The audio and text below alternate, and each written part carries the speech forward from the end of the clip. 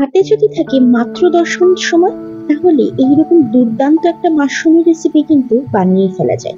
এই রেসিপিটা খেতে যত সুস্বাদু তার থেকেও সহজ বানানো। খুব সামান্য ইনগ্রেডিয়েন্টস দিয়ে এই রেসিপিটা বানিয়ে ফেলা যায়। স্কুল বা অফিসের টিফিনে রোজ রোজ নতুন কি বানিয়ে দেবে, এটা অনেকেরই টেনশন থাকে। আর অনেক কিছু বানানো যায় না, কারণ সময় হাতে খুব কম থাকে। এইভাবে মাশরুমের রেসিপিটা যদি বানিয়ে দিতে পারো, তাহলে তো কোনো কথাই হবে না, সবাই একদম আঙুল চেটে খাবে। আর রেসিপিটা খুব কম টাইমে হয়ে যায়, এই জন্য সময় অনেকটা বেঁচে যাবে। তো চলো শুরু করা যাক আজকের রান্নাটা। প্রথমেই বলে দিই কি কি লাগছে। লাগছে মাশরুম, সামান্য পেঁয়াজ, আর লাগছে গার্লিকটা একটু বেশি লাগবে, কেউ চাইলে বেটে দিতে পারো, আমি এখানে চপ করে দিচ্ছি। এবার একটা কড়াইতে কিছুটা পরিমাণ বাটার নিয়ে নেবো। এই সময় গ্যাসের আঁচটা একটু কম লাগবে, না হলে বাটার কিন্তু পুড়ে যাবে। বাটার পুড়ে গেলে কিন্তু খেতে আর ভালো লাগবে না। এবার দিয়ে দেবো চপ করা অনিয়ন।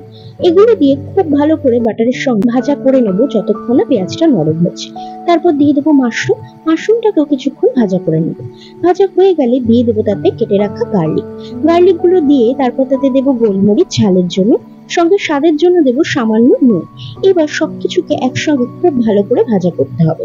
এতে কিন্তু জলের ব্যবহার করা যাবে না, মাশরুম থেকে অনেকটা জল ছাড়বে, সেটা দিয়ে রান্নাটা কিন্তু হয়ে যাবে। এরপর দিয়ে দেবো কিছুটা পরিমাণ কুচানো কাঁচা লঙ্কা। আমি একটু ঝাল বেশি পছন্দ করি, তাই জন্য কাঁচা লঙ্কা ব্যবহার করেছি। অরিজিনাল রান্নাটাতে কিন্তু কাঁচা লঙ্কা দেওয়া হয়।